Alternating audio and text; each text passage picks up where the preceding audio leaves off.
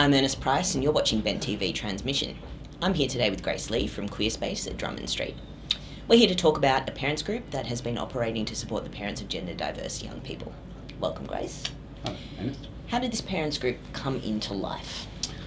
Okay, well, Ernest, at Queer Space, we've been working with gender diverse young people, and we work with their families, like their parents and their siblings, for some time. There's a huge demand for services to provide support to families. So what we felt would be really useful was actually to set up a group for parents of gender diverse kids, and to run that initially as a sort of a pilot. So we set up to run 6 weekly sessions, about 1 hour each. Parents come along. We had about six sort of parents, groups of parents come along, 6 families, and they meet, talk about their sort of experiences, the things that have been concerning them, and each group is sort of generally is facilitated around a specific theme or topic that the parents have nominated. What were some of those things? Yeah, good question. So the earliest sessions tend to cover things like, well, what is gender, what is transgender, and what sort of things might kids present with, what challenges there may be for them, and what do the parents perhaps need to understand, what questions do they have. So there was a good sort of opportunity for them to sort of flesh out the terminologies and develop an understanding around gender and gender diversity.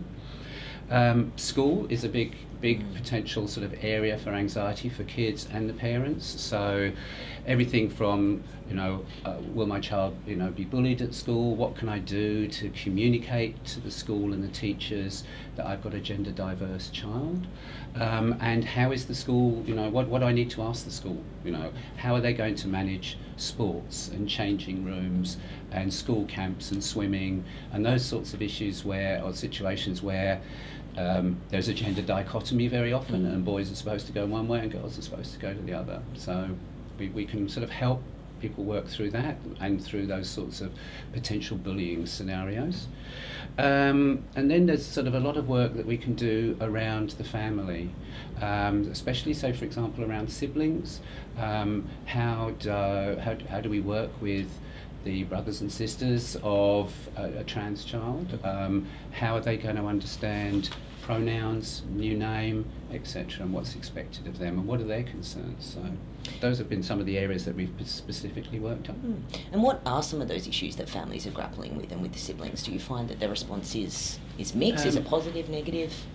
Look, I think certainly the parents have found these groups really useful as an opportunity for sharing and finding perhaps that they're not as isolated as they might feel, so that other people are having to grapple with some of the same problems. So yes, how are we going to what are we going to do about a name? Is your child going to change their name? Some do, some don't, and it's and also about the use of pronouns. So, and again, each sort of situation is very individual as well, but the parents do get an opportunity to learn from each other. How did they tell the rest of the family? How do you talk to your grandparents about some changes that are occurring with your child at school? And it's about feeling, I think, the confidence to be able to communicate, because they understand perhaps what gender diversity actually is about. What happens at the conclusion of the program? Do the parents connect with each other beyond that, or?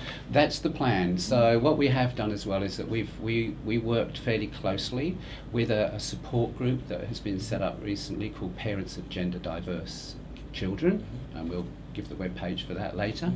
And that is a sort of a family orientated sort of social support group and information group.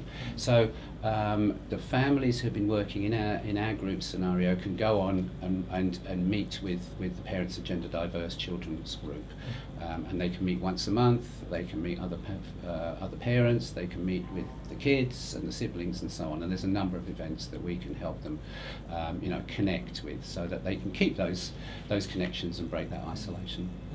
You mentioned that there was a growing demand, I guess, for some of these services in the community. Where do you see this program heading? Well, I think we see it growing basically. So we're planning now to set up a second group. which will be pretty much modelled on this sort of 6 weekly sessions. And I think as time goes on, that's going to continue to grow. So we'll be offering those at fairly regular intervals, I hope. So that will be the immediate future. Yeah. So if people are interested in accessing this program or other services connected to, I guess, their children and their issues around their children, questioning their gender identity, where would you suggest they head? Well, they can call us at QueerSpace. The intake workers there can take any sort of details and they can explain about the sorts of services that we offer. And QueerSpace exists within Drummond Street Services, so we have a very wide range of capabilities in terms of practitioners, people who are used to working with families, people who are used to working with kids of all ages, people who are used to working with other issues like, there might be mental health issues within a family, there might be alcohol and other drug issues, and family violence, for example, all of which we have skilled practitioners who can help. So almost anything that's related to kids and families, we can help out across a whole range of things, including gender. Okay, thank you so much for coming in today. It's a pleasure. You've been watching Bent TV Transmission.